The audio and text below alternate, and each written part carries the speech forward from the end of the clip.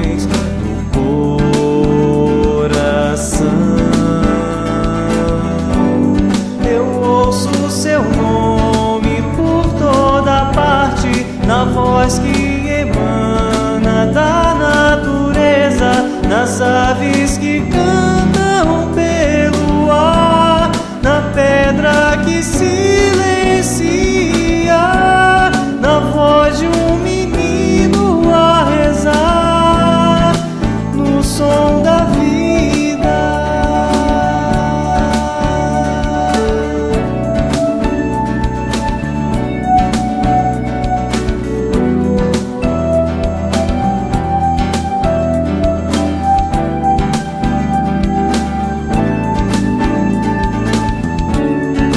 Ele é a paz no meio de nós, o bálsamo que alivia a dor, a luz na escuridão da vida.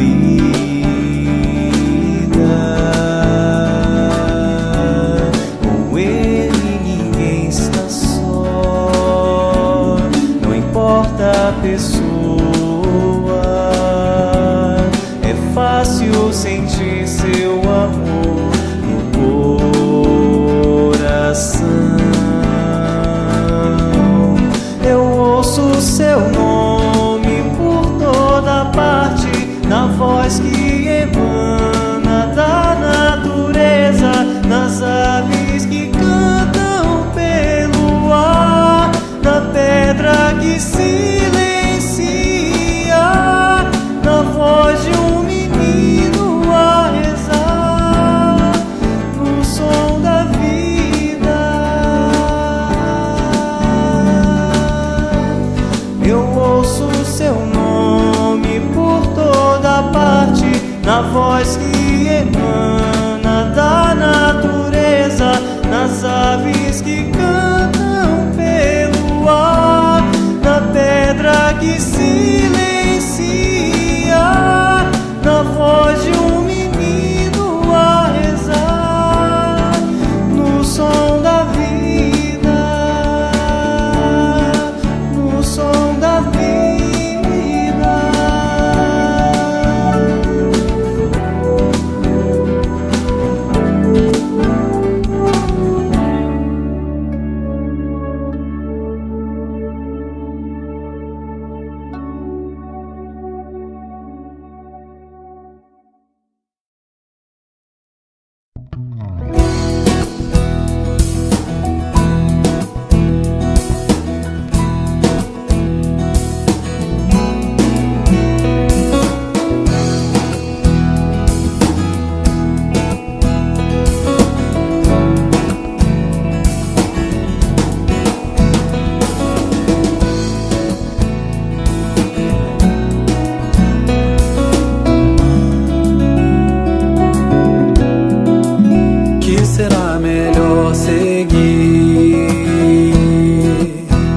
Caminhos muitos são,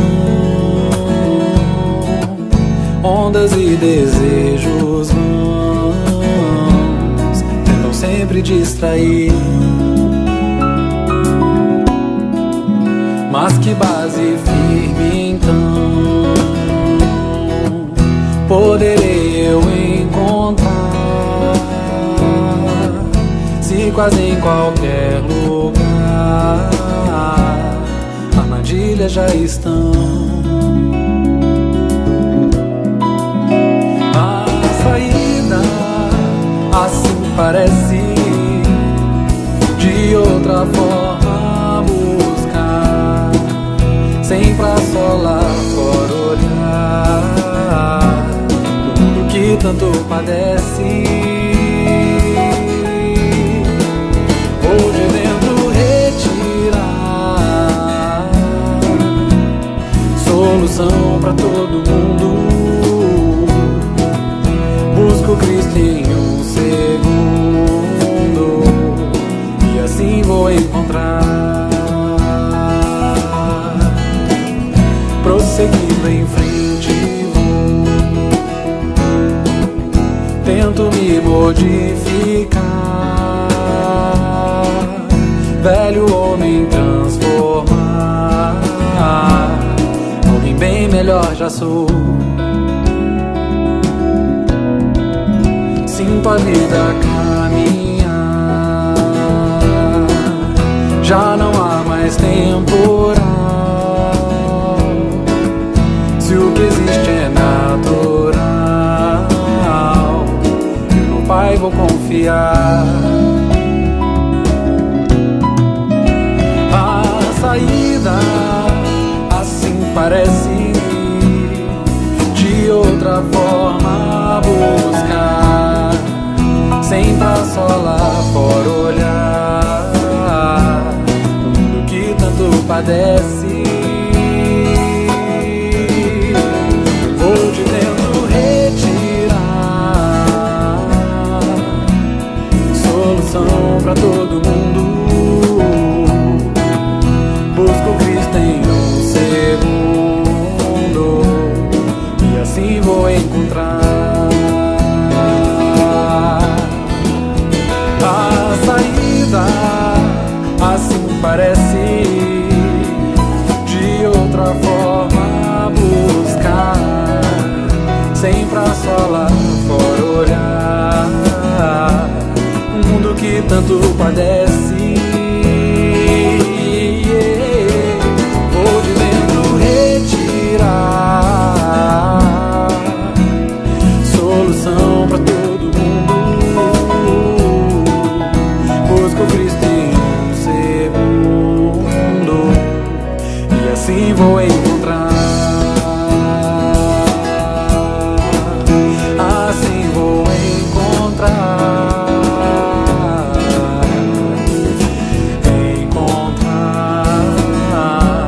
um mundo que tanto padece.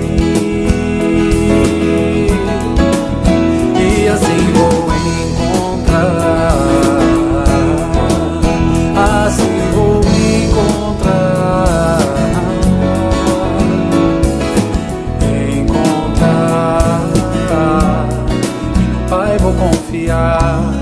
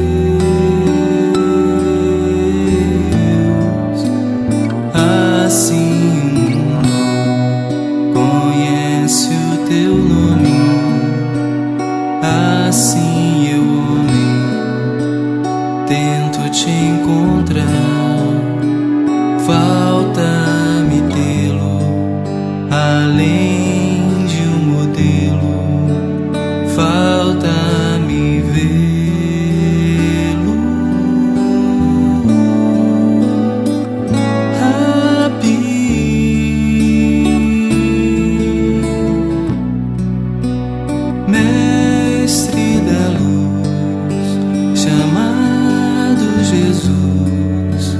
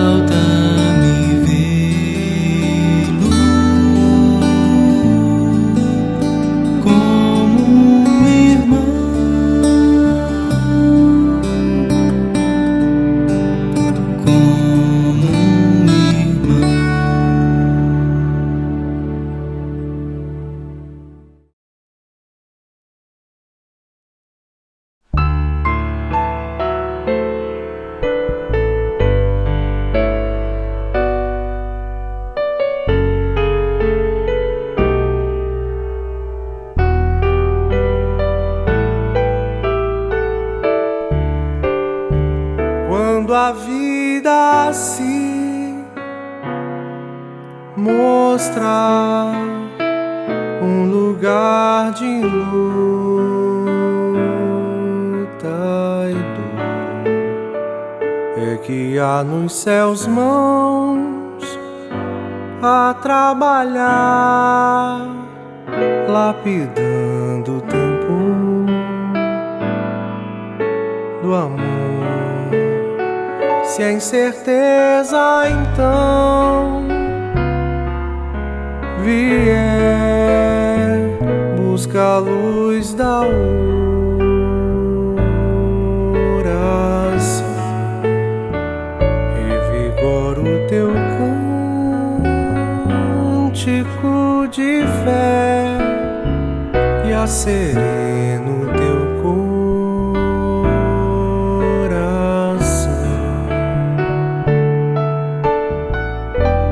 Tira os teus olhos das noites sombrias, das brumas, da desilusão. Vê tão somente que a graça divina te acena a renovação. É preciso compreender que o melhor sempre se dá. Confie e segue sem esmorecer, e o que Deus escrever será.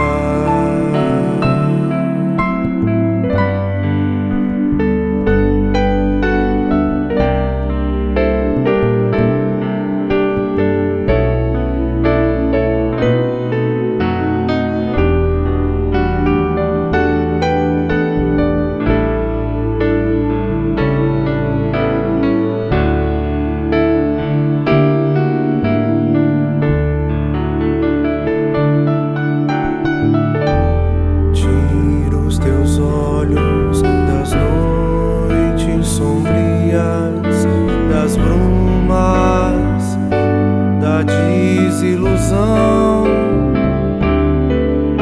vê tão somente que a graça divina te acena a renovação.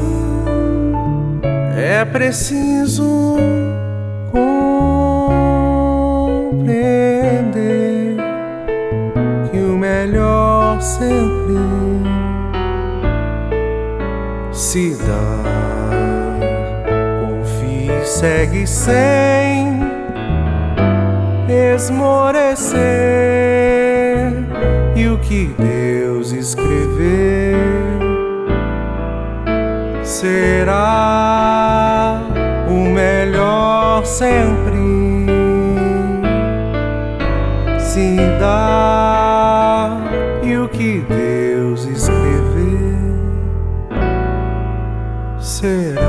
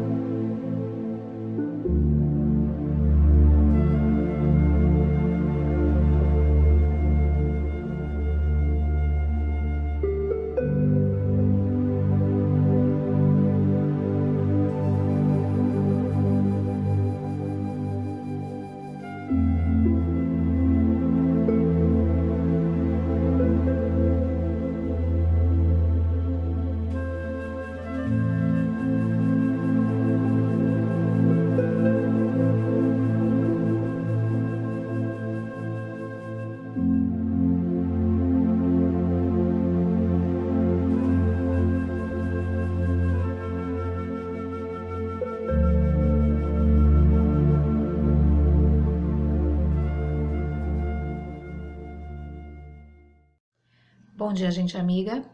Sou Miriam, trabalhadora do Centro Espírita Miguel. Recebam a nossa boa acolhida em mais uma reunião das manhãs de domingo. Que Deus lhes abençoe e abençoe as suas famílias com muita saúde e muita paz.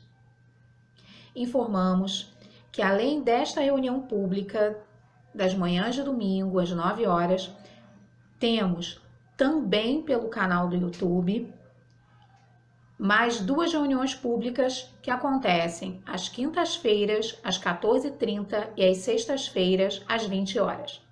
Todas as reuniões públicas têm a sua ambientação iniciando 15 minutos antes, como hoje, por exemplo, que a nossa ambientação começou às 8h45.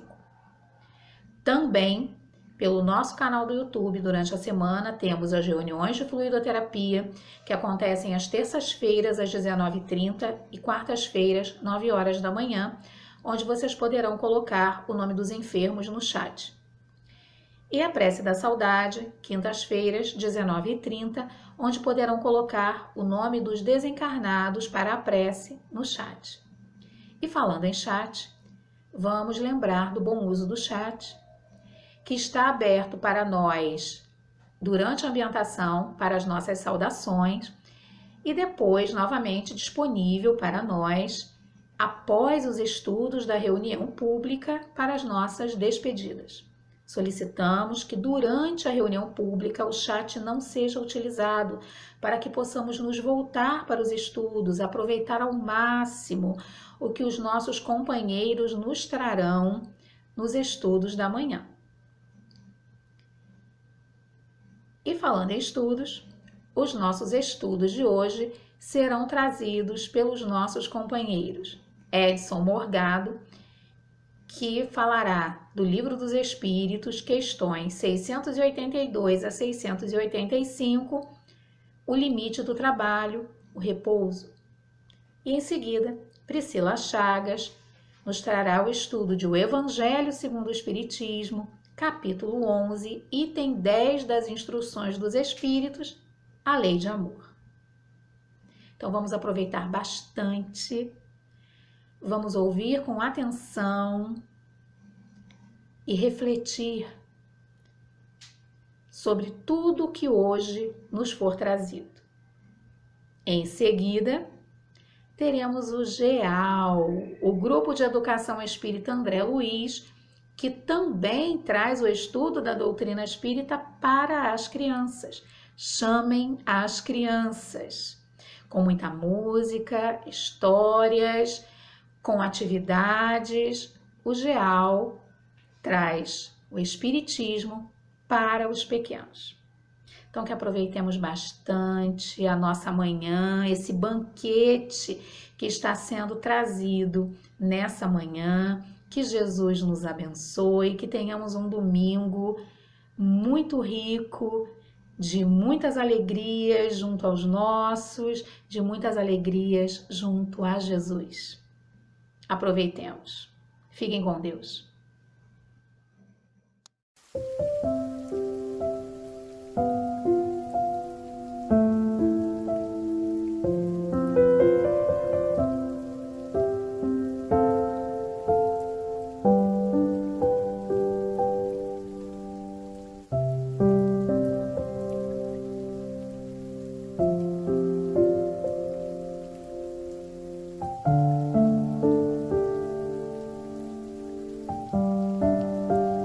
Do livro Fonte Viva, de Francisco Cândido Xavier, pelo Espírito Emmanuel, na Senda Escabrosa.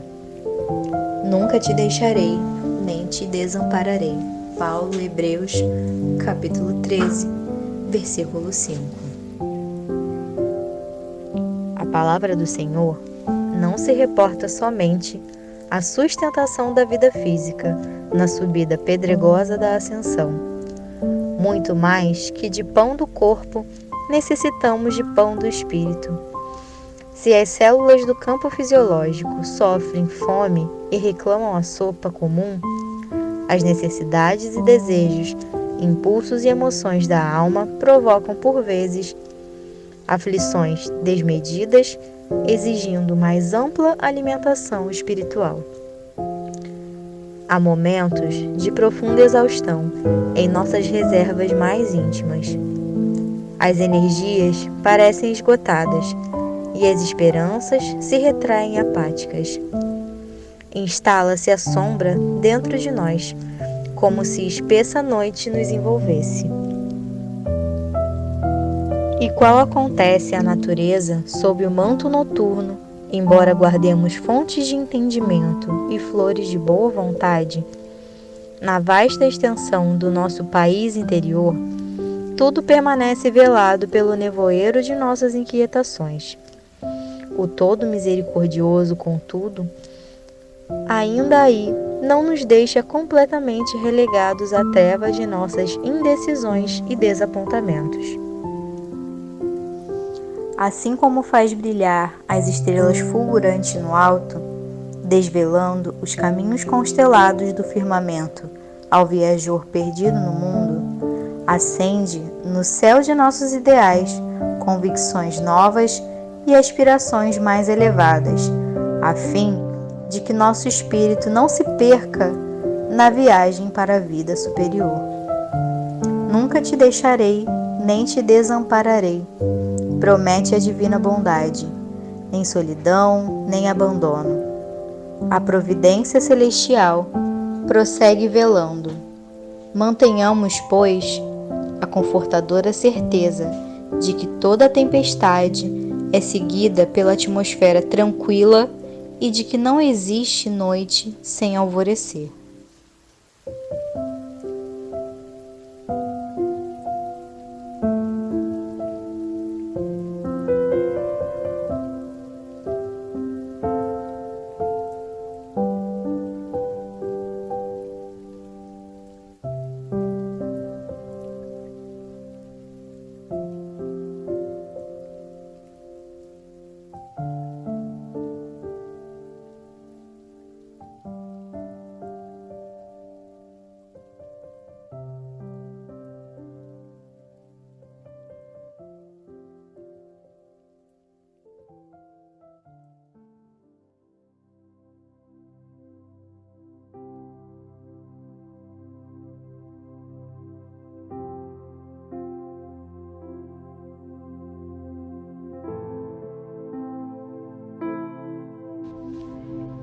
Senhor, Pai de todos nós, obrigado, Pai, por mais essa oportunidade que nos concede de estarmos todos aqui reunidos em Teu nome, em nome de Jesus, procurando nos esclarecer à luz do Evangelho de Jesus, à luz da doutrina espírita que temos a oportunidade de conhecer. E queremos, Senhor, pedir que Tu nos abençoe essa oportunidade, para que nossos pensamentos se elevem até Ti e possam criar condições e vibrações para que também nos conectemos à nossa casa de oração, o Centro Espírita Miguel. Que assim, Senhor, todos nós irmanados nessas mesmas vibrações, possamos também criar condições para que aquela casa possa continuar o seu trabalho de auxílio a irmãos encarnados e desencarnados, sendo um ponto focal da espiritualidade para esses trabalhos. Que possamos nós, nessa manhã, exercitarmos a nossa reflexão sobre a nossa verdadeira vida, a vida espiritual, e que Tu possa nos conceder a presença dos bons espíritos, Senhor, a nos abrir as mentes, a nos facilitar a compreensão dos ensinamentos que gostaria que nós assimilássemos. Muito obrigado por tudo, Senhor. Pedindo a Tua bênção para esta reunião, pedimos também para que estenda Teu amparo para todos os nossos irmãos e a humanidade, sejam eles encarnados em suas provas e expiações, sejam eles nossos irmãos desencarnados, onde tantos deles tanto precisam de Teu amparo, principalmente por aqueles que não têm quem peçam por eles. A nossa vibração e nossa prece por todos aqueles que, volvendo ao plano espiritual, ainda não o conseguiram fazer com todo esclarecimento. Por isso, Senhor, pedimos que em Teu nome e em nome de Jesus possas abençoar a nossa reunião, e é por isso que pedimos a Tua permissão para iniciá-la. Que assim seja. Graças a Deus.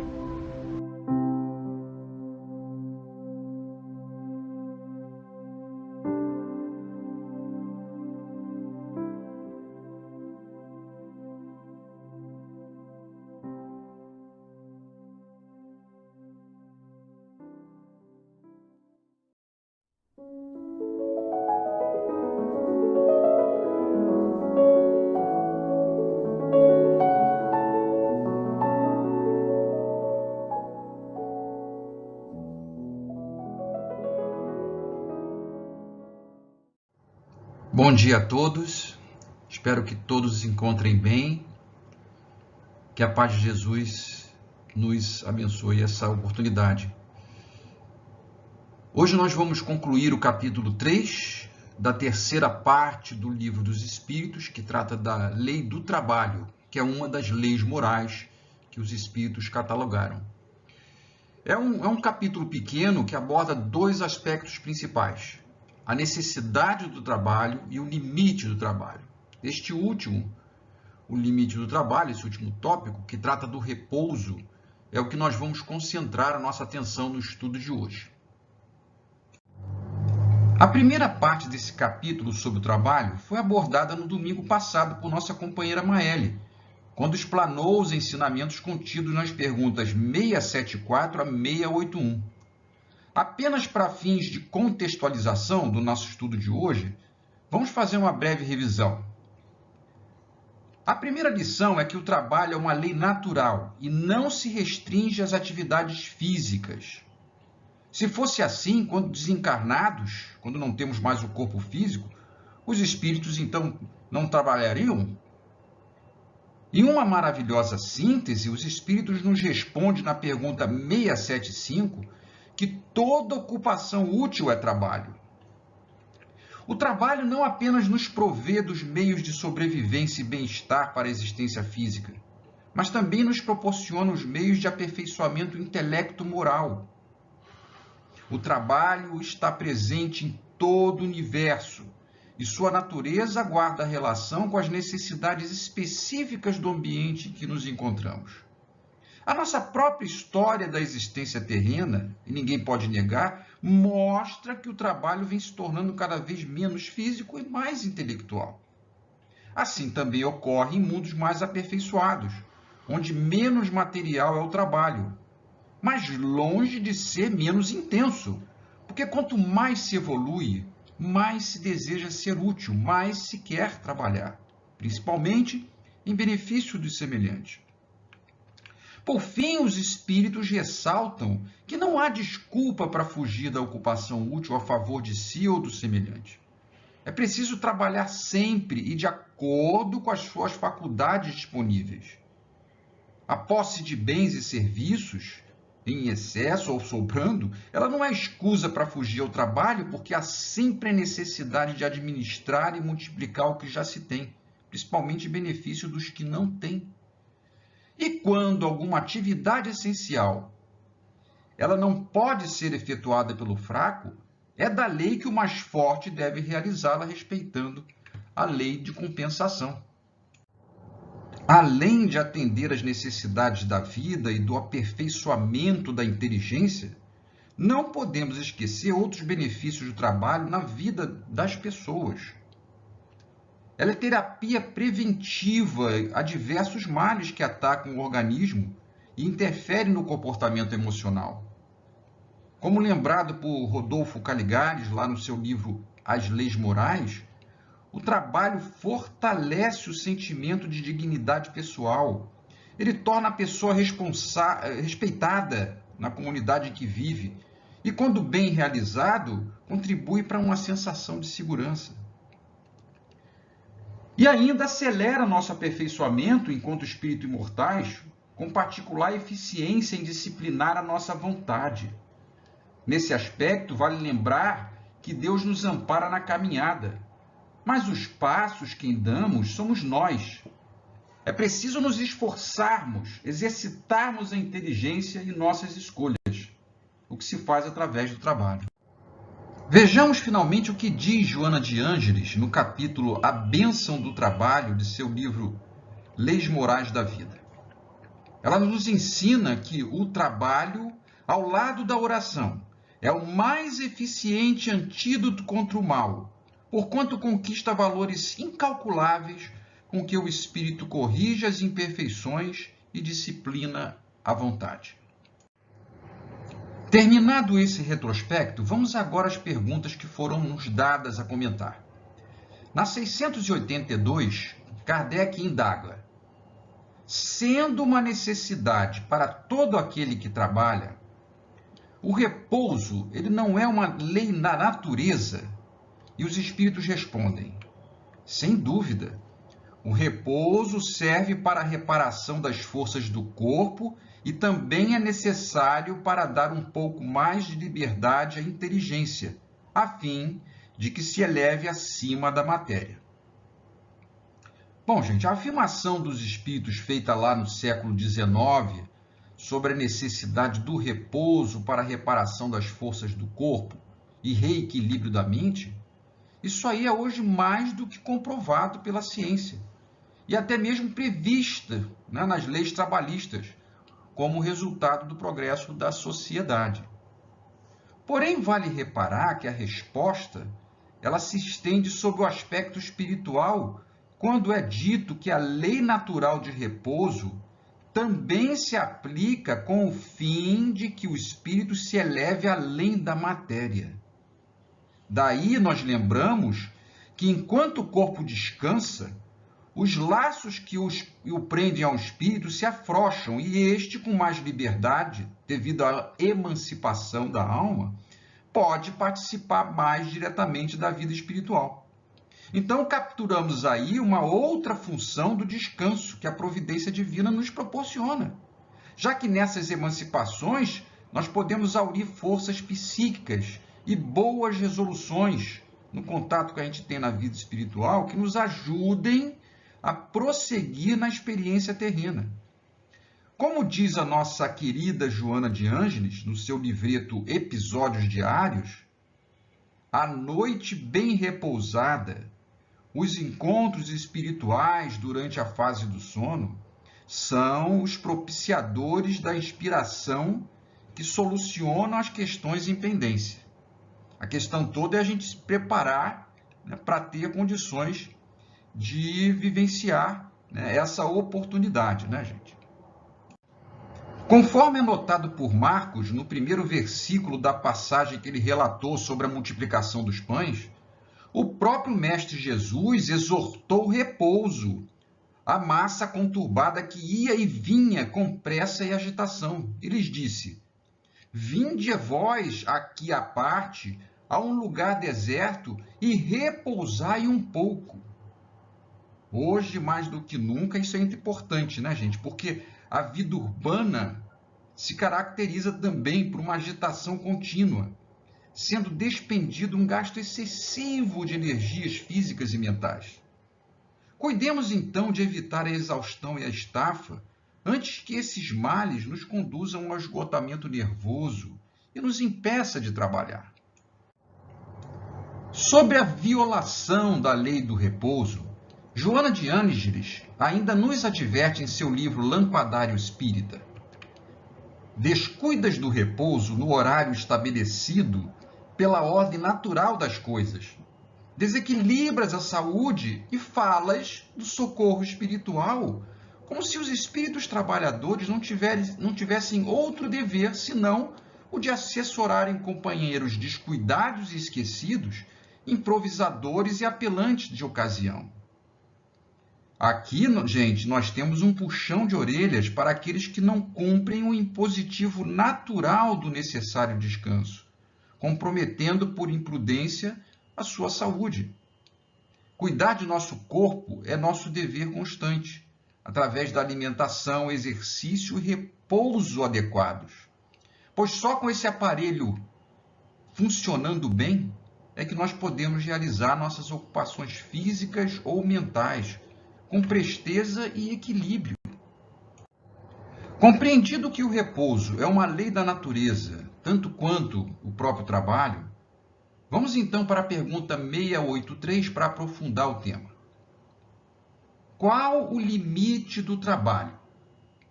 a qual os espíritos respondem, o das forças. Em suma, a esse respeito, Deus deixa inteiramente livre o homem. Isso, então, nos deixa claro que, sendo como já vimos, fonte de equilíbrio físico e moral, o trabalho deve ser exercido por tanto tempo quanto nos mantenhamos válidos. Porém, repare a importância da segunda parte da resposta. Sendo o limite do trabalho o limite das forças do homem, cabe a ele estabelecer esse limite. Isso porque, gente, o limite de nossas forças é uma coisa relativa, é o limite da nossa vontade, algo que depende do nosso livre-arbítrio. O mesmo trabalho para duas pessoas com os mesmos recursos poderá para uma tornar-se rapidamente intolerável e para outra um desafio animador que ela sustenta até vê-lo realizado. Mas se é muito válido cuidarmos do limite de nossas forças, vale também se perguntar, e qual o limite do descanso? A esse respeito, podemos começar pela análise de Emmanuel, justamente sobre aquela passagem de Jesus no Evangelho de Marcos, que há pouco citamos. Diz Emmanuel, pressa e agitação caracterizam o ambiente das criaturas menos avisadas em todos os tempos. Isso fez que o mestre se dirigisse à multidão exortando, vinde vós aqui à parte a um lugar deserto e repousai um pouco. Entretanto, diz ele, assim como aparecem os que exageram as próprias necessidades, caindo em precipitação, temos os companheiros que se excedem no descanso, encontrando a cada passo motivos para a fuga do dever a cumprir. Para isso, muitos dizem que o próprio Jesus aconselhou o repouso e a oração, esquecendo-se que o Senhor reconstituía as forças no retiro a fim de tornar ao serviço e prosseguir trabalhando. Então prossegue ele mais adiante. Jesus não afirmou repousai quando quiserdes, mas sim repousai um pouco. Concordando com Emmanuel sobre esse aspecto, encontramos no livro Vida Feliz a seguinte reflexão de Joana de Ângeles, muito apropriada. O repouso é necessário para o corpo e para a mente. Tem cuidado, porém, a fim de que ele não te converta em ociosidade e preguiça. É justo que, ao trabalho, suceda o refazimento de energias através da variação de atividade ou do repouso, do sono. As muitas horas de descanso, todavia, violentam o caráter moral do homem e desarticulam as fibras e músculos orgânicos destinados ao movimento, à ação. Repousa, pois, o tempo suficiente, e não em demasia. Continuando na pergunta 684, Kardec indaga: que se deve pensar dos que abusam de sua autoridade, impondo a seus inferiores excessivo trabalho? E a resposta: isso é uma das piores ações. Todo aquele que tem o poder de mandar é responsável pelo excesso de trabalho que impõe a seus inferiores, porquanto assim fazendo transgride a lei de Deus. Bom, gente, não há muito o que dizer aqui, a não ser lembrar que a resposta foi dada há mais de 160 anos, e que de lá para cá, de modo geral, a legislação trabalhista avançou bastante quanto ao controle da jornada de trabalho e estabelecendo justos períodos de descanso e de férias, coisa que nem se pensava naquela época. Isso dificulta as imposições por parte de empregadores inescrupulosos. Muito embora, infelizmente, ainda nos cheguem notícias de trabalho escravo e abusos nesse aspecto. Sendo uma transgressão à lei de Deus, como a resposta dos espíritos indica, se tal abuso de poder não for reparado pelas leis humanas, certamente o será pelas leis divinas, seja nessa ou em outra experiência reencarnatória. Na pergunta 685, Kardec questiona se o homem tem o direito de repousar na velhice. E os espíritos respondem: sim, que a nada é obrigado senão de acordo com as suas forças. É evidente que essa questão é um desdobramento da pergunta anterior, a 683, em que os espíritos deixaram a cargo do homem estabelecer o limite do trabalho segundo as suas forças. Aqui foi trazido um caso particular por Kardec, o caso específico da velhice, mas a resposta, reparem, não mudou. Nós precisamos entender que repousar na velhice não significa que devemos parar de trabalhar, pois ninguém consegue ser feliz sem que se sinta útil ou necessário a alguém, gente. Que encontremos, ao aposentar-nos, uma ocupação leve, porém proveitosa, com que preencher saudavelmente a nossa vida. Se quisermos nos manter na atividade profissional que elegemos na vida, convém que, ao atingirmos certa idade, diminuamos o ritmo das nossas preocupações ou o peso de nossas responsabilidades. Por exemplo, repartindo gradativamente com os nossos auxiliares ou com aqueles que devam nos suceder, adquirindo ao mesmo tempo algum outro interesse que nos mantenha ocupado o intelecto. Para ilustrar essa questão, vamos buscar o testemunho de John Rockefeller, um magnata americano que conquistou a maior fortuna da história moderna, conforme dizem, tendo desencarnado em 1837 aos 97 anos de idade. Aos 90 anos, ele declarou o seguinte: sou o homem mais feliz do mundo. Parece-me começar a viver agora. Sou feliz porque posso trabalhar. Os dias não são suficientemente longos para que eu possa fazer tudo o que desejo. Indubitavelmente, o trabalho é o segredo da felicidade. Bom, gente, ter usado Rockefeller como exemplo deve-se ao fato dele, na época, ter sido o homem mais rico do mundo e, portanto, mais do que ninguém na Terra, poderia gozar a sua velhice sem nenhuma preocupação em trabalhar.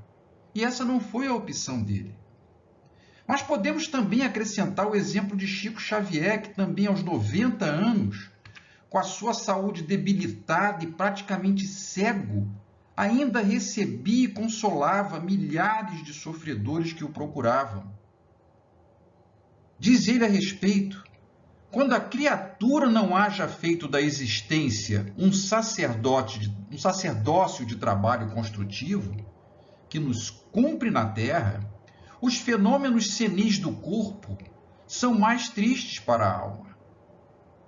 É claro, gente, que esses dois expoentes, eles reduziram a carga de trabalho respeitando paulatinamente o limite das suas forças, mas nunca pararam de trabalhar. Kardec ainda acrescentou uma subpergunta em que indaga: mas que há de fazer o velho que precisa trabalhar para viver e não pode? E a resposta é clara e direta: o forte deve trabalhar para o fraco. Não tendo este família, a sociedade deve fazer as vezes desta. É a lei de caridade. Portanto, gente, essa resposta dispensa qualquer comentário. É lamentável, no entanto, que apesar dos recentes avanços na legislação quanto aos direitos dos idosos, ainda nos deparemos com tantos casos de desamparo desses irmãos. Mas, como nós já dissemos, né, os autores dessas ações inescrupulosas sempre serão alvo da lei de ação e reação. Finalmente, não podemos deixar de comentar uma relevante consideração de Kardec deixada por ele no último parágrafo desse capítulo. Em resumo, ele lembra que a sociedade precisa prover as oportunidades de trabalho para que se possa buscá-las. Mas isso nem sempre acontece. A economia procura remédio para isso no equilíbrio entre a produção e o consumo. Mas isso funciona sempre com intermitências, durante as quais, e isso a gente está vivendo hoje ainda, não tem o trabalhador do que viver. É quando isso se alastra, gerando altas taxas de desemprego e tende a levar à desordem e à imprevidência. É então que Kardec aponta o elemento educação para entrar na equação a fim de solucionar o problema. Segundo ele, não se trata da educação intelectual convencional como conhecemos, mas a educação moral, aquela que consiste na arte de formar os caracteres e incutir hábitos morais. Disse ele textualmente: a educação é o conjunto dos hábitos adquiridos. Considerando-se o aluvião de indivíduos que todos os dias são lançados na torrente da população, sem princípios, sem freios e entregues aos próprios instintos, serão de espantar as consequências desastrosas que daí decorrem? Quando essa arte for conhecida, compreendida e praticada, o homem terá no mundo hábitos de ordem e de previdência para consigo mesmo e para com os seus, de respeito a tudo que é respeitável. Hábitos que lhe permitirão atravessar menos penosamente os maus dias inevitáveis. A educação bem entendida é o ponto de partida, o elemento real de bem-estar, o penhor de segurança, da segurança de todos. Então, o que a gente pode mais comentar, né, gente? A não ser, né, admitir que essa visão do Kardec ela é mais do que pertinente para os dias atuais. Bom, pessoal, chegamos ao fim de nossa exposição, esperando que o estudo tenha nos trazido melhor entendimento sobre a lei do trabalho, sobre a ótica espírita, e que possamos usar esses conceitos para a nossa reflexão do dia a dia. Eu me despeço deixando mais um pensamento da Joana de Ângeles, a que eu amo, né? Que diz o seguinte: produz pela alegria de ser útil e ativo, içando o coração a Jesus, que sem desfalecimento trabalha por todos nós, como o Pai Celeste, que até hoje também trabalha. Fiquem em paz.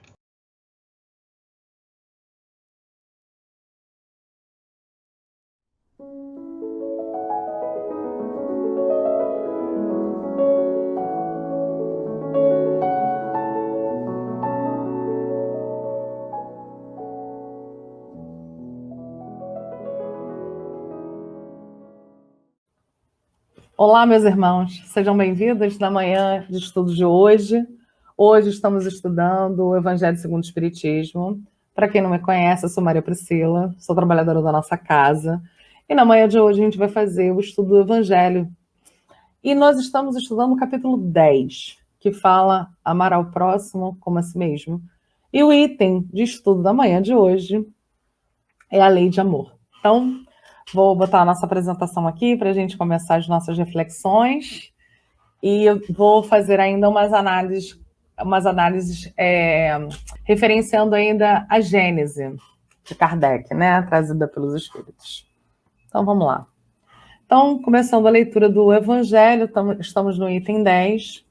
Meus queridos condiscípulos, os Espíritos aqui presentes vos dizem pela minha voz: amai muito para ser desamados. Tão justo é esse pensamento que nele encontrareis tudo quanto consola e acalma a penas de cada dia. Ou melhor, fazendo isso, de maneira vos elevareis acima da matéria que vos espiritualizareis, antes mesmo de despirdes o vosso corpo terreno. Os estudos espíritas ampliaram a vossa visão do futuro e tendes agora uma certeza, a do vosso progresso para Deus, com todas as promessas que tendem correspondência às aspirações da vossa alma. E o que é importante para a gente entender quando a gente vai falar exatamente sobre o Evangelho, né? Principalmente com relação a esse capítulo. Amar-vos uns aos outros é uma máxima muito importante trazida por Jesus e reforçada pelos Espíritos. Isso tem a ver com a nossa relação com o outro. Não temos, irmãos, como continuar a nossa caminhada de espíritos imortais não estabelecendo uma relação de afeto, de proximidade com os nossos irmãos em humanidade. Quando nós nos amamos, esse sentimento puro e profundo, ele deve ser entendido como amar ao outro tão bem como a si mesmo.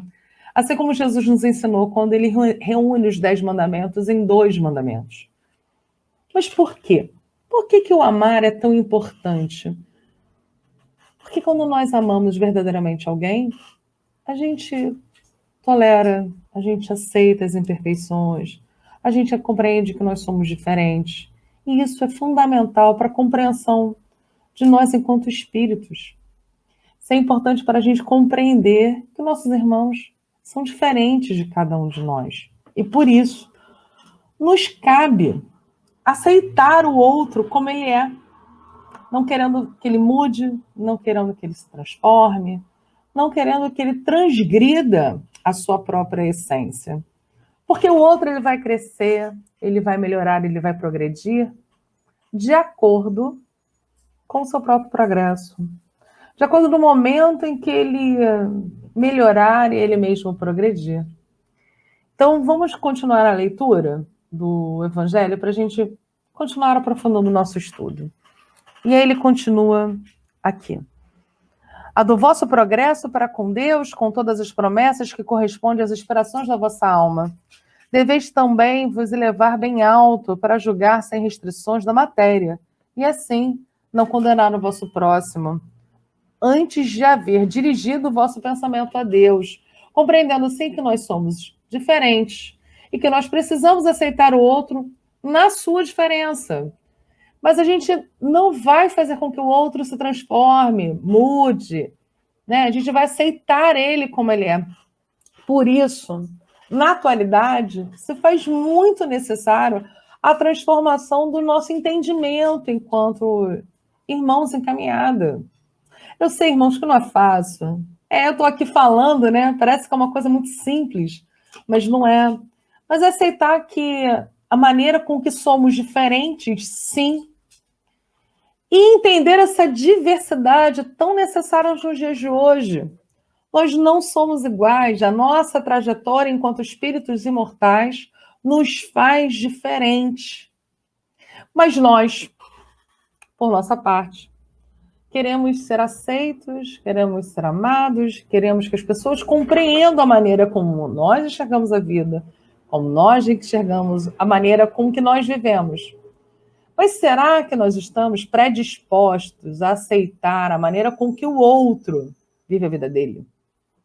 Será que já estamos predispostos? Por isso é que essa máxima, né, essa orientação trazida pelos Espíritos, ela é tão importante, né? A questão do amor, da aceitação, da generosidade.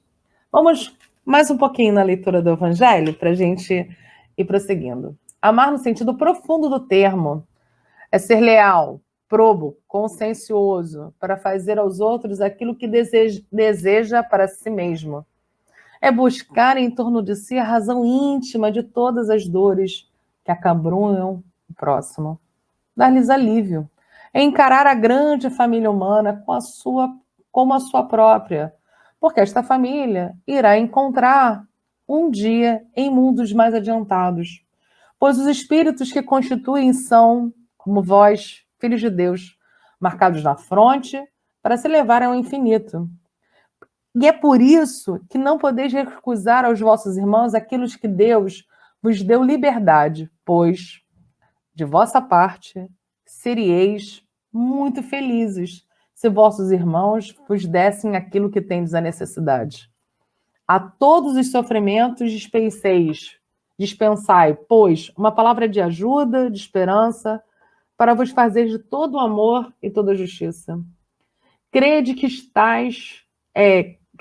que estas sábias palavras. Amai muito. Esse foi o grande ensinamento trazido de Jesus para Maria de Magdala. Amai muito. O que Jesus diz para Maria de Magdala? Maria, vá e ame. Porque o amor cobre a multidão de pecados. Por isso que nós somos orientados a amarmos muitos. Seguirão os seus cursos. Esta máxima é revolucionária e segue uma rota firme e invariável. Mas vós já haveis progredido, vós que me escutais. Sois infinitamente melhores do que há 100 anos.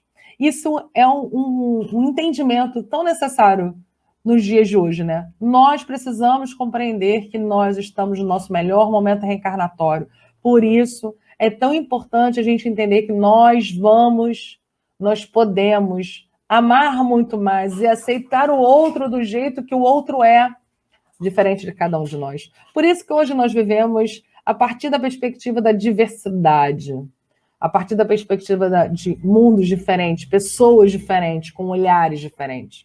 Não cabe mais, neste mundo e nesta condição que nós estamos vivendo hoje, vivemos um mundo em que não haja amor e que as nossas relações sejam movidas por ódio, por indiferença, por agressão, por violência.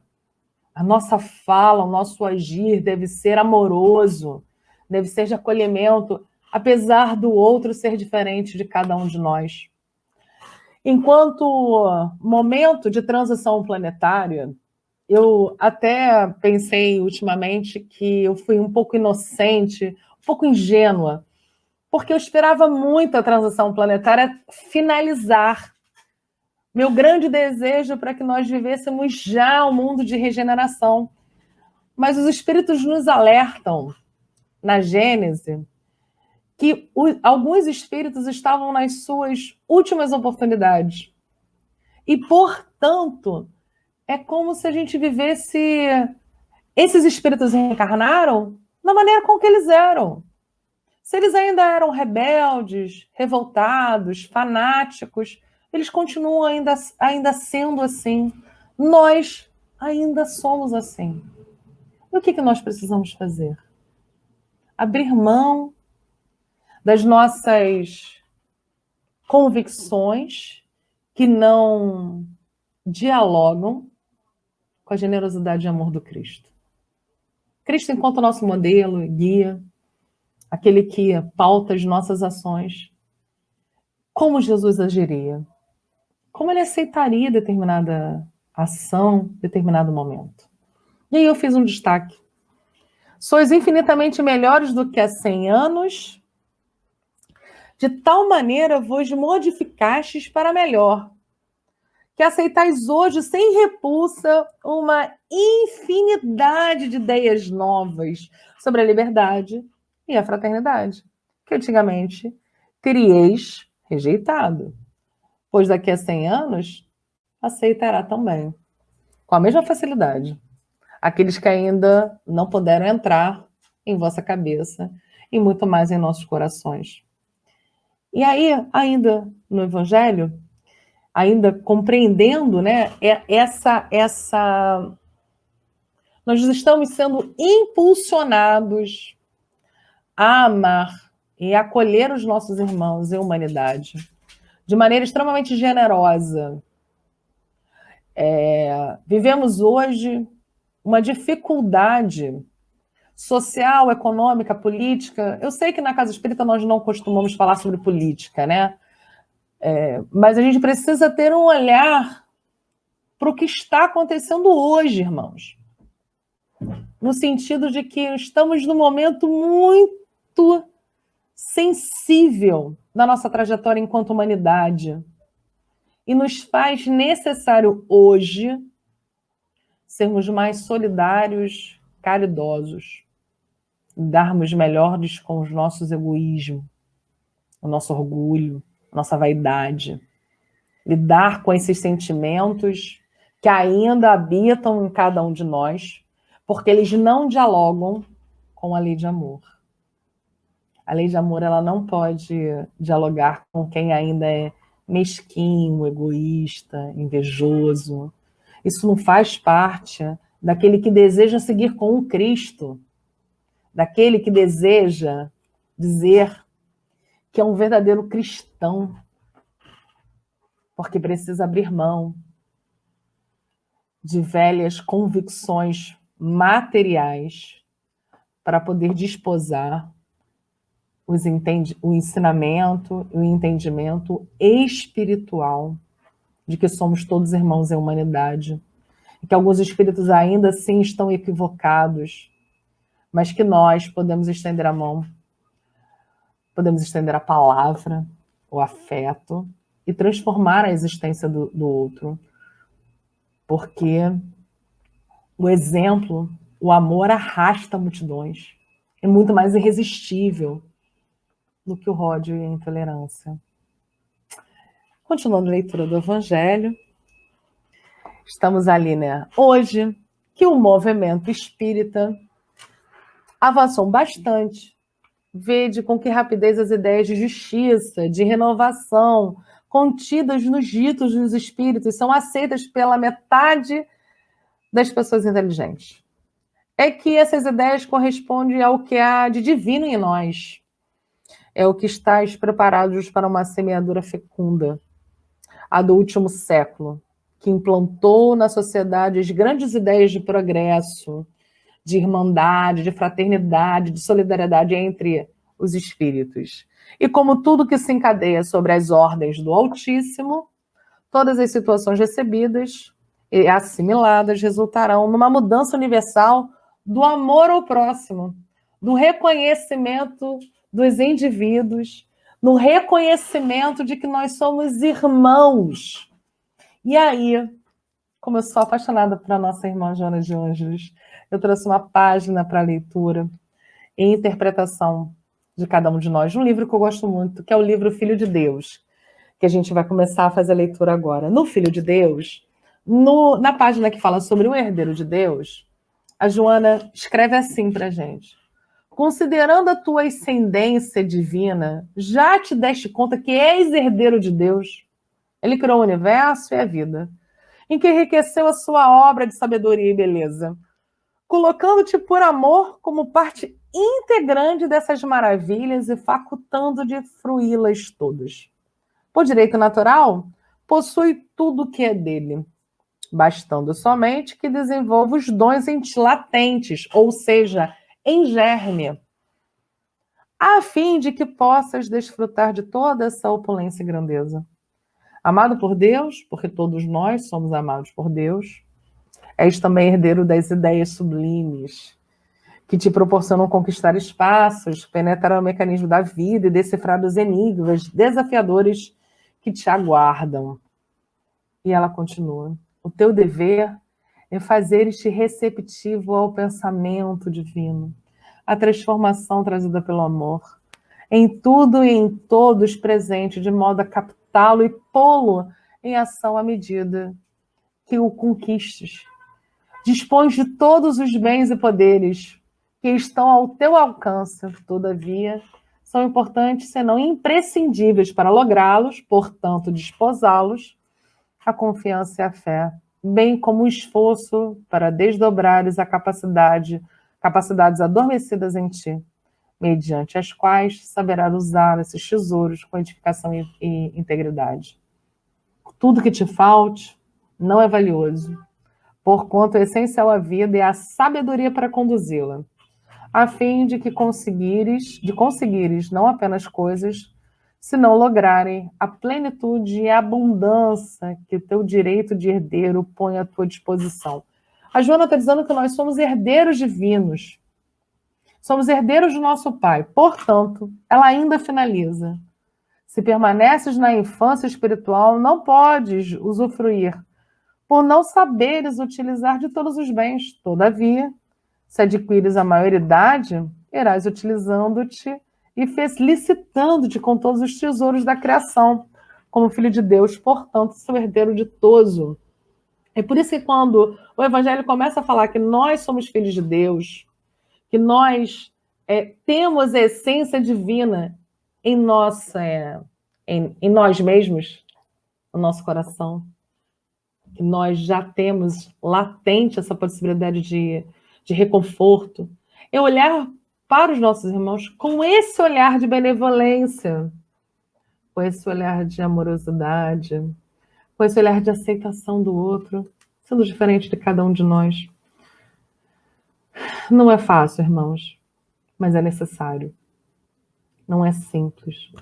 Mas hoje, poderia dizer que é imprescindível aceitar o outro na sua diferença e compreender que ele está na sua trajetória, no seu processo de progresso e melhoramento. Não significa que nenhum espírito que se equivoca e que traça caminhos errados, equivocados e que interfere no livre-arbítrio do outro, que ele não será responsabilizado pelos seus atos. Mas essa responsabilização, ela vai acontecer de acordo com a lei divina e a própria consciência do indivíduo, não por nós. Nós estamos aqui numa caminhada individual, porque é a nossa maneira de caminhar e de crescer, porque cada um de nós tem um conjunto de elementos a crescer e amadurecer, e ainda contribuir coletivamente. Por isso é que hoje se faz tão necessário sermos solidários, empáticos, caridosos, generosos com o outro, mesmo que o outro aparentemente não mereça a nossa solidariedade. Mas solidariedade não é algo que tem que ser medida, não é algo que tem que ser pensada se o outro merece ou não. Solidariedade é uma ação, virtude conquistada, faz parte da bagagem espiritual daquele espírito. Então a gente não pode pensar até onde eu vou com a minha virtude, se determinado irmão merece ou não. Isso não cabe para nenhum de nós. O que nos cabe é a realização da ação virtuosa. Isso sim, está de acordo com as nossas possibilidades. Isso sim está no nosso gerenciamento e não no gerenciamento do outro. Então vamos, para a gente poder seguir e compreender, ainda que na Gênese, não se comporá exclusivamente a Gênese, lá na parte da nova geração, eu peguei algumas citações, tá?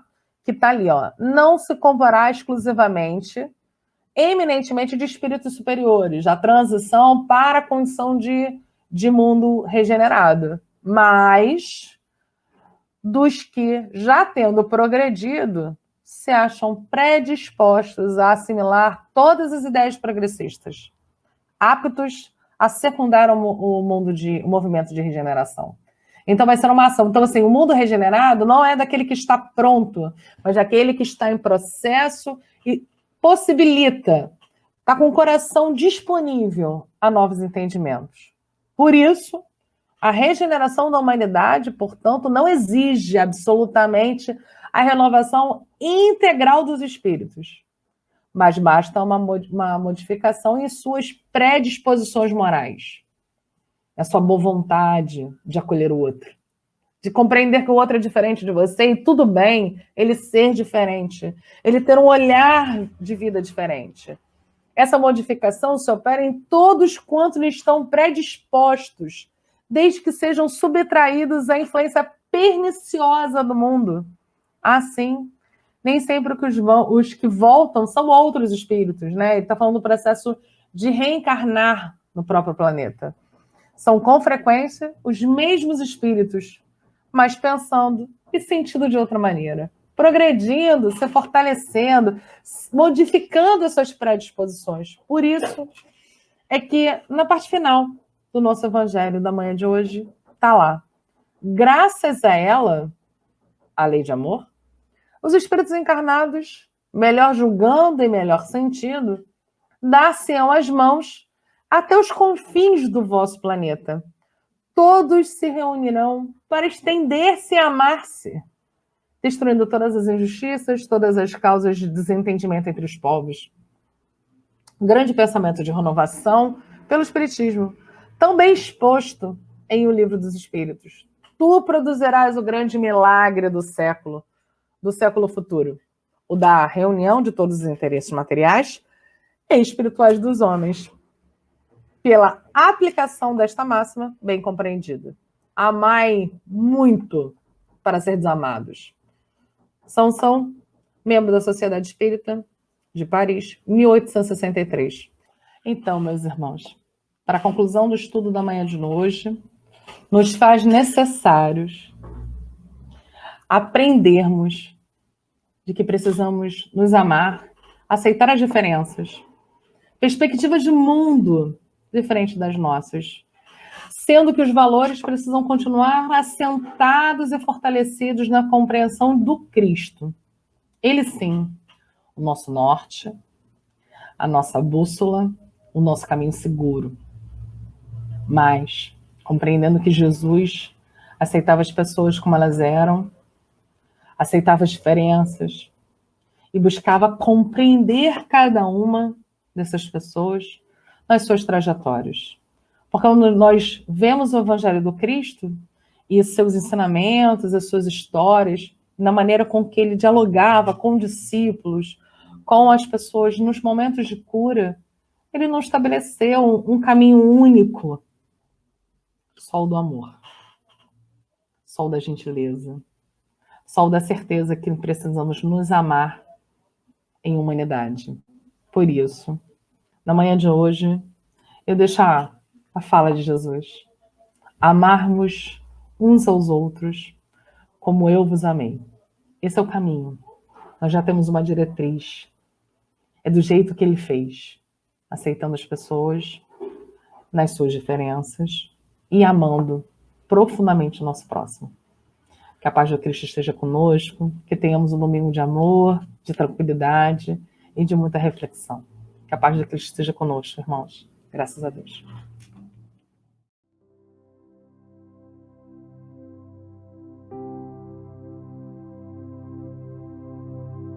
Então, irmãos, na manhã de hoje, vamos elevar nossos pensamentos a Deus, nosso Pai, nos conectar com Ele e abrir nossos corações. Querido Pai de infinito amor, bondade e luz, agradecemos estamos, Senhor, por essa manhã de aprendizado, da certeza de que escolhemos o melhor caminho, que é o caminho do amor, da esperança, que une pessoas, que une famílias, que faz com que as relações sejam muito mais, Senhor, fraternas e solidárias. Tenha piedade de nós, Senhor, neste momento em que passamos por inúmeras dificuldades, em que o nosso planeta precisa ser impulsionado através de leis de uma ordem muito mais conectadas com as tuas leis benditas e imutáveis. Que possamos aprender, que possamos agir de acordo com a fé e a esperança que une, ao invés de separar, com a certeza do amor que nos ampara e não nos deixa esmorecer, tendo a certeza de que estamos aqui muito mais para servir do que para ser servidos. Que tenhamos o Evangelho do Cristo em nossos corações, que possamos olhar aos nossos irmãos e a humanidade como irmãos e nos conectar de forma fraterna e gentil.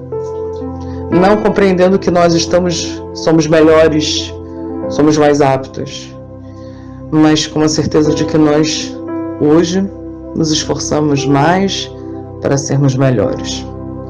E com a certeza, Senhor, de que somente pela transformação moral e ética das nossas ações cotidianas poderemos construir um amanhã mais feliz, um hoje mais feliz. Pedimos o amparo, o envolvimento da espiritualidade e que floresça em cada um de nós o Evangelho do Cristo. Tendo a certeza que amanhã seremos muito melhores do que hoje. E que o nosso futuro é um futuro próspero, apesar de hoje estarmos nublados pela perspectiva do momento. Não estamos sozinhos, não estamos desamparados, então que essa certeza esperançosa do amor do Pai em nossos corações nos transborde hoje de alegria, fazendo com que possamos amanhecer e caminhar todos os dias de maneira mais feliz. Que a paz de Deus, nosso Pai Criador, possa estar conosco hoje, agora e sempre. Graças a Deus.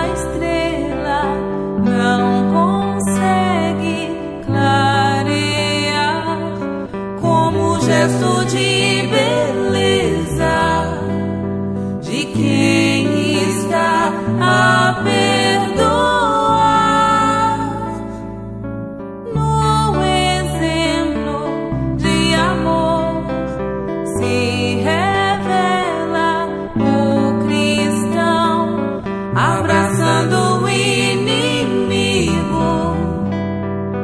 com os braços do perdão.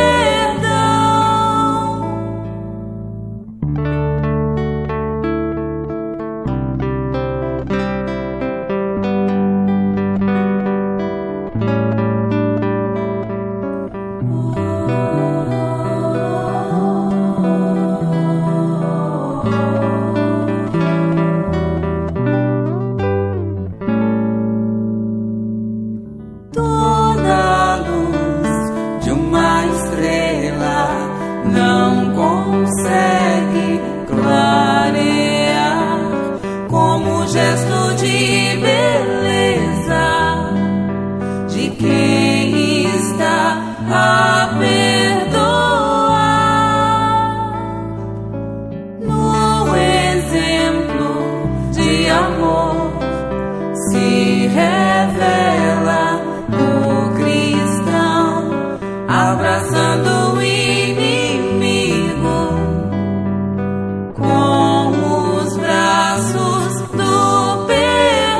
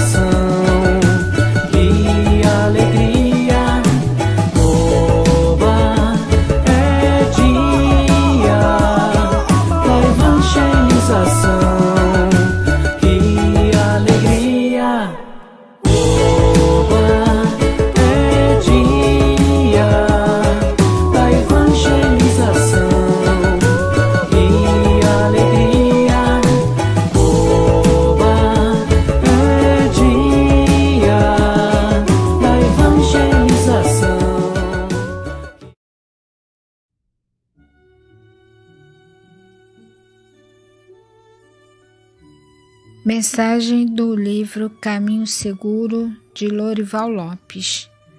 Valor do bem. Nunca esqueça o valor do bem. Um bem, por menor que seja, um olhar, um sorriso, um aceno, um aperto de mão, um muito obrigado, podem marcar fortemente o coração de quem os dá e de quem os recebe. Está em você uma imensa capacidade de fazer o bem, uma poderosa geriatriz de alegria, um manancial precioso de esperança. Tudo de bom que no mundo existe está também dentro de você. Compreenda isso. Toda vibração de bondade, de alegria ou de ânimo que você emite produz ressonâncias de volta, traz recompensas. Ajude e será feliz. O bem que você faz aos outros, o faz a si mesmo. Fecho os meus olhinhos, faço uma oração. Este é meu jeitinho de falar com Deus, com o coraçãozinho cheio de gratidão. Este é meu jeitinho de falar com Deus. Peço com carinho, paz e proteção. Este é meu jeitinho de falar com Deus. Lembro do irmãozinho em dor e aflição. Este é meu jeitinho de falar com Deus.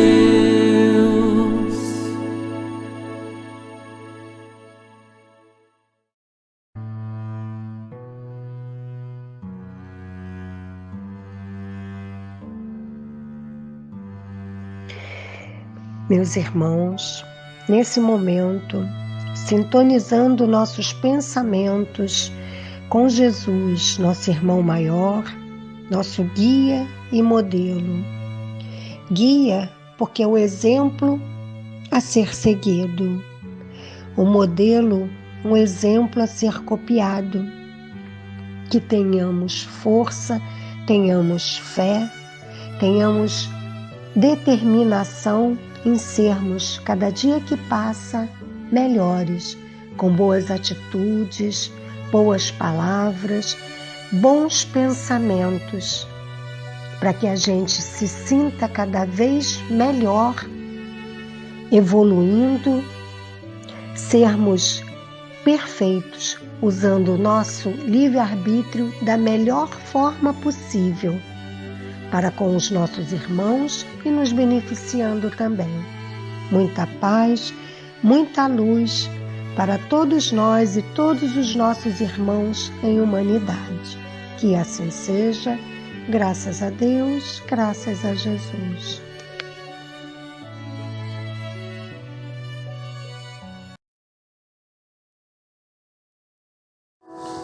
Oi, crianças! Hoje vamos falar de um doce homem.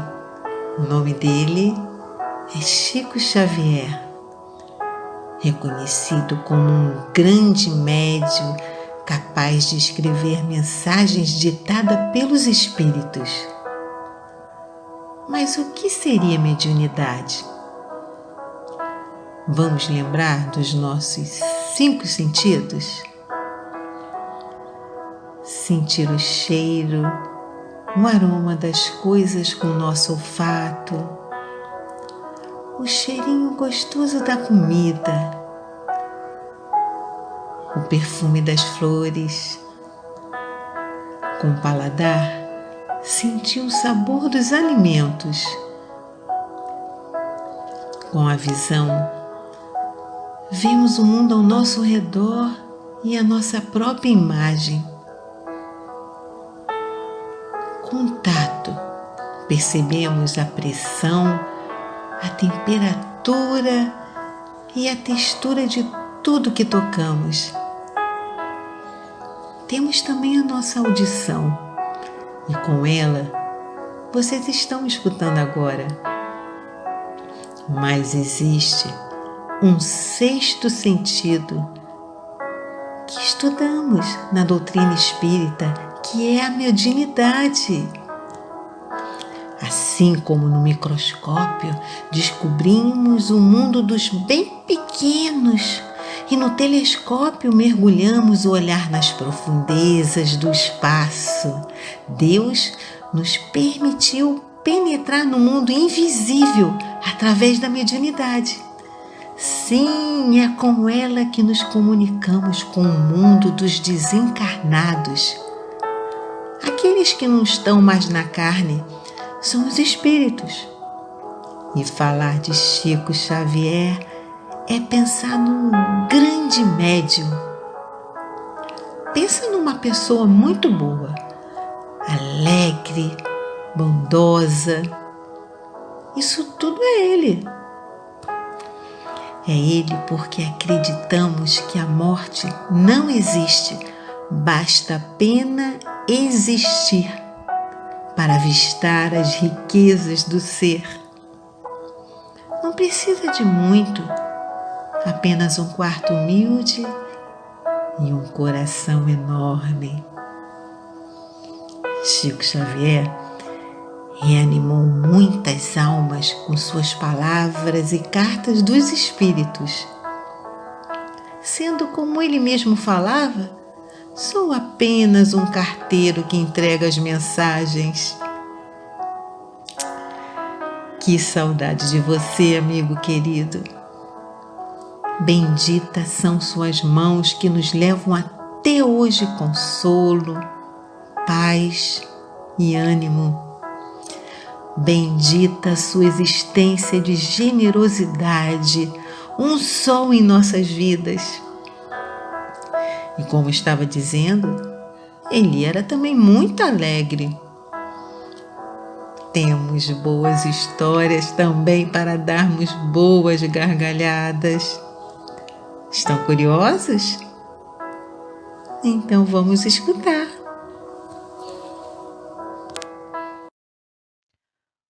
Oi, amiguinhos, tudo bem? Então, hoje eu vou contar um pouquinho para vocês a respeito da história desse exemplo de fé, alegria e esperança chamado Chico Xavier. Chico foi uma criança feliz como todos vocês. Ele gostava de brincar e teve uma grande tristeza. Sua mãe morreu quando ele era ainda muito pequeno e ele e seus irmãos foram morar em lugares diferentes. Mas ele vivia pedindo, rezando. E um dia ele viu a sua mãe, que mesmo tendo morrido, vinha visitá-lo e consolá-lo e dizia: Chico, tenha esperança. Vai dar tudo certo. Eu vou mandar um anjo para cuidar de você e dos seus irmãos. E um dia seu pai se casou de novo. E quando ele conheceu a nova mãezinha, ela perguntou para ele: você sabe quem eu sou? E ele disse: sei sim, você é o anjo que a mamãe disse que ia mandar para tomar conta da gente, de mim e dos meus irmãos. Chico era um grande médium. E ser médium naquela época era algo muito complicado, porque as pessoas não entendiam direito como é que um menininho podia ver e conversar com espíritos. Já quando jovem, Emmanuel apareceu para ele e se apresentou como seu mentor espiritual. A partir de então, exigiu dele disciplina, disciplina e disciplina, muito estudo e muita coragem para enfrentar as agruras da vida, os problemas que iriam surgir, mas que com certeza, com muita dedicação, Chico iria conseguir superar. Ele acolhia as pessoas, conversava com todos e mais de uma vez, mesmo atrasado, ele voltou atrás para poder entender quais eram os problemas daqueles que o procuravam. E Emmanuel sempre dizia a ele que assim ele conseguia boas ligações e boas relações e que as vibrações que ele receberia em volta, por ser assim tão paciente e amoroso, seriam sempre as melhores possíveis. Amava os animais. Sua cachorrinha, a boneca, era muito querida e todos conheciam as histórias a seu respeito. Era uma cachorrinha que o acompanhava sempre e era tão doce a relação entre eles dois. Chico amava os animais. Até com as formiguinhas ele conversava. Teve uma vez que as formigas começaram a atrapalhar o canteiro de roseiras, comendo as flores, e ele pediu a elas que, por favor, se afastassem, porque um de seus colegas queria colocar veneno para as formigas. E você acredita que as formiguinhas se afastaram e não comeram mais as flores? Assim era Chico. Conversava com os animais e os animais o entendiam. Mas ele ficou conhecido mesmo porque ele trazia cartas de muito longe, da vida além túmulo, daqueles que já tinham falecido do corpo físico e que continuavam vivendo no mundo espiritual. E com isso, ele acalmava as dores de muitos corações aqui que tinham saudades. Além dessas mensagens, as histórias, cartas que ele trouxe estão escritos em mais de 400 livros publicados pela Federação Espírita Brasileira. A venda desses livros até hoje é destinada às obras de caridade. Se você quiser, você pode pedir para o papai e para a mamãe te mostrarem um desses livros para você ver. Inclusive, tem livros para crianças entre eles, como Pai Nosso, psicografado por Chico, escrito pelo Espírito Meimei, A Cartilha do Bem e tantos outros livros lindos que servem para a gente fazer o Evangelho do Lar em família, com crianças. Era famoso o quintal e o abacateiro que tinha lá. Chico costumava se reunir com os amigos ali, ao pé do abacateiro, para contar histórias, ouvir problemas, e cada vez juntava mais e mais gente. Chico foi ficando famoso, não porque ele era um artista, mas porque ele acolhia as pessoas e trazia essas correspondências. Ele dizia que o telefone só tocava de lá para cá, ou seja, do mundo espiritual para o mundo físico. Ele era um exemplo mesmo de fé e de caridade. Mas Chico também era muito, muito divertido. Conta-se que uma vez, quando ele estava num avião, o avião começou a sacudir muito. E Chico, assim como todos os passageiros, ficou assustado. Pedia: Deus, me ajuda! Por favor! Socorro! Pedia tanto auxílio do mundo espiritual que o seu mentor, o Emmanuel, apareceu e disse: Chico, o que você está fazendo? E ele falou: Eu estou com medo, Emmanuel. E Emmanuel disse: Para com isso, Chico. Se tiver que morrer, morre com educação. E Chico contou essa história muitas e muitas vezes, falando que ele também sentia medo, que ele também, assim como nós, precisava se superar, sendo simples, humilde, amoroso, sendo amigo e nos fazendo sorrir, mesmo em momentos de grande crise e de grande preocupação. Ele tinha coisas boas para passar.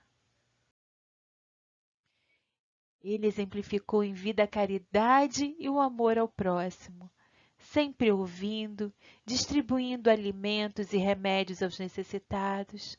Dizem que sempre carregava no bolso balinhas para entregar às crianças. Ah, Chico! Com certeza, seu sobrenome devia ser Amor. Chico dizia aos mais próximos que ele desejava desencarnar em um dia que os brasileiros estivessem muito felizes e que todos nós estivéssemos em festa, que é para ninguém ficar triste quando ele desencarnasse, não. Então foi assim.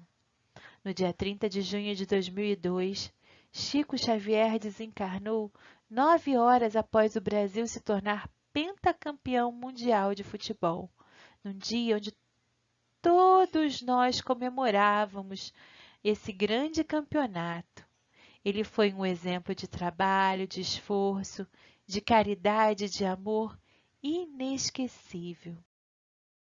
Obrigada, Chico, por ter nos ensinado tanto e ter nos aproximado da vida verdadeira, do mundo espiritual, exemplificando caridade e amor ao próximo. Se você quiser ou puder, acesse o site do Alpe e veja os bonequinhos em dedoches para você imprimir do Emmanuel e do Chico Xavier e mais algumas histórias muito legais que tem por lá e joguinhos. A seguir, a gente fica com a atividade do dia. Essa é só uma sugestão. Beijinho e até a próxima! Olá, tudo bem com vocês? Agora chegou o momento da nossa atividade. E a nossa atividade de hoje, a gente vai fazer um instrumento que o Chico usava muito para ajudar as pessoas. E vou dar uma dica. A gente também usa ele bastante, principalmente na escola. A gente vai fazer um lápis de dobradura. Vamos ver como é que faz? Primeiro, eu coloquei aqui os materiais que a gente vai usar. Uma folha em branco A4, uma tesoura e lápis para pintar. Lembrando que a tesoura a gente tem que usar sempre com a ajuda de um responsável, tá bom? E também a gente vai usar ela bem pouquinho. Primeiro passo, a gente vai pegar a folha de papel, dobrar ela ao meio. A gente vai fazer essa dobradura com a folha assim, deitadinha, na horizontal, tá bom? Depois que a gente dobrar ela no meio, a gente vai cortar. Então, vamos dividir a folha de papel em duas. A gente vai usar só uma parte só da folha de papel, ok? Com essa folha de papel, a gente vai também fazer uma outra dobradura. A gente vai dobrar ela no meio de novo. Ela vai ficar um pouquinho mais fina, como vocês estão vendo na imagem.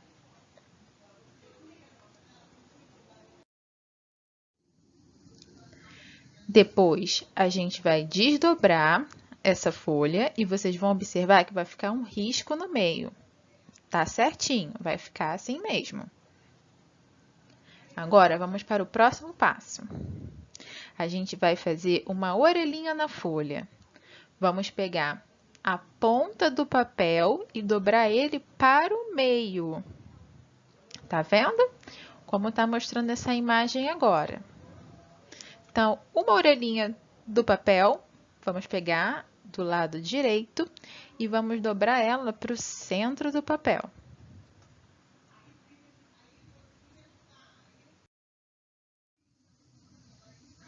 Agora, a gente vai pegar essa orelhinha que está faltando e vai colocar ela próxima da outra parte do papel.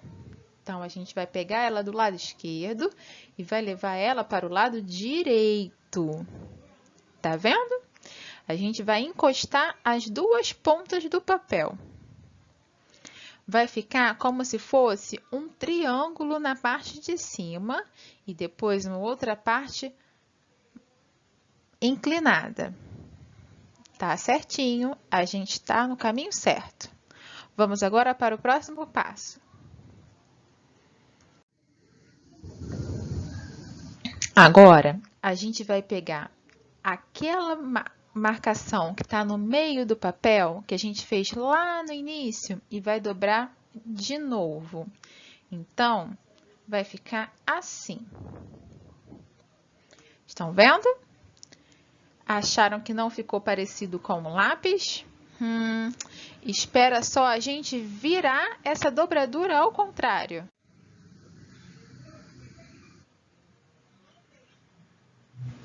Tcharam! Viu? Ficou parecendo um lápis. Só que esse lápis está com a ponta grossa, não tá? Então, a gente vai fazer mais 2 dobraduras para deixar ele com a ponta mais fina. Vamos lá?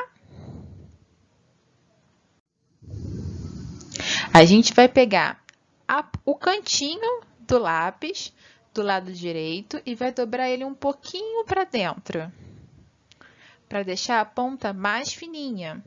E depois a gente vai repetir o mesmo movimento, pegar a dobrinha, o cantinho esquerdo do lápis e vai dobrar para dentro. Fazendo isso, a gente vai ficar com o lápis assim, com a pontinha mais fininha.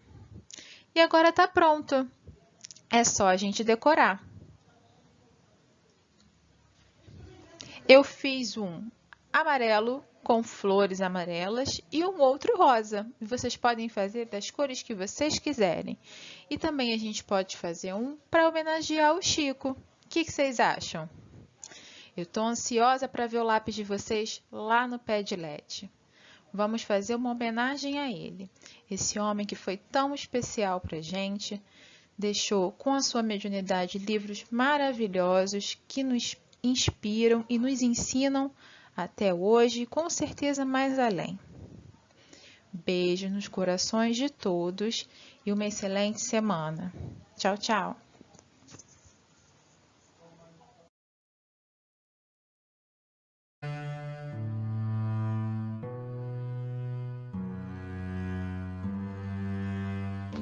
Vamos agora elevar o nosso pensamento ao alto e agradecer a Deus, nosso Pai. Obrigada, Pai, por ser tão bondoso conosco. Obrigada pelas nossas vidas, pelas vidas dos nossos familiares, dos nossos amigos. Obrigada, Pai, pelo dia de hoje. Obrigada por termos Jesus conosco. E a Ti, Mestre, Mestre Jesus querido, agradecemos também pelos ensinamentos que o Senhor nos trouxe a partir desse estudo. Que possamos, Jesus, continuar refletindo sobre tudo o que aqui foi trazido para que possamos colocar em prática em nossas vidas. Esteja conosco, Mestre, hoje e sempre. Que assim seja. Graças a Deus, graças a Jesus.